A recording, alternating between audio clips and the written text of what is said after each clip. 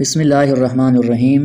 College road Daska کے مشہور تاجر نے عید قربان کے موقع پر قربانی کی خاطر 50,000 روپے مالیت کی قیمتی گائیں خریدیں اور قربانی کی خاطر جب ذبح کرنے کے لیے کسائی نے گائے کی چاروں ٹانگیں کھلے میدان میں باندھ کر ذبح کرنے کی نیت کی تو گائے رسا توڑوا کر فوراً بھاگ نکلی، جسے علاقے کے لوگوں نے دوبارہ پکڑ کر ذبح کرنے کے لیے باندھا تو کسائی نے جو ہی گائے کی گردن پر چھری چلائی تو بہت زور لگانے کے باوجود بھی چھری نہ چل سکی، حتیٰ کہ گائے کی گردن سے رتی بھر خون بھی نہیں نکلا اور ایک غائبانہ آواز آئی کہ سود حرام ہے اور ناجائز سود کی قربانی نہیں ہو سکتی۔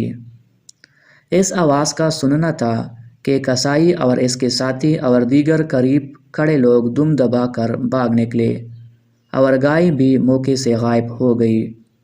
اس واقعے کو سن کر لوگوں نے توبہ کی اور سودخور عمران شریف نے اعلانیہ اپنے گناہوں کا سینکڑوں لوگوں کی موجودگی میں اعتراف کیا اور پھر اللہ تعالیٰ سے معافی مانگی۔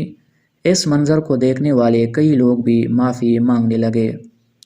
اس دوران عمران شریف نے کالج روڈ پر لوگوں کے سامنے آہ و بکا کی، ناک کی لکیریں نکالیں اور کہا کہ اے اللہ مجھے بخش دیں، بے شک تو بڑا رحیم ہے۔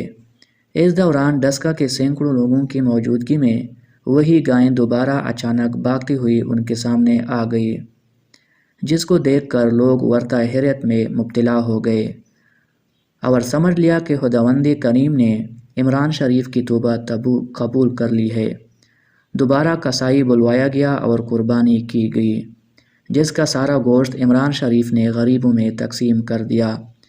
اس واقعے کی خبر دور دراز تک لوگوں میں جنگل کی آگ کی طرح پھیل گئی۔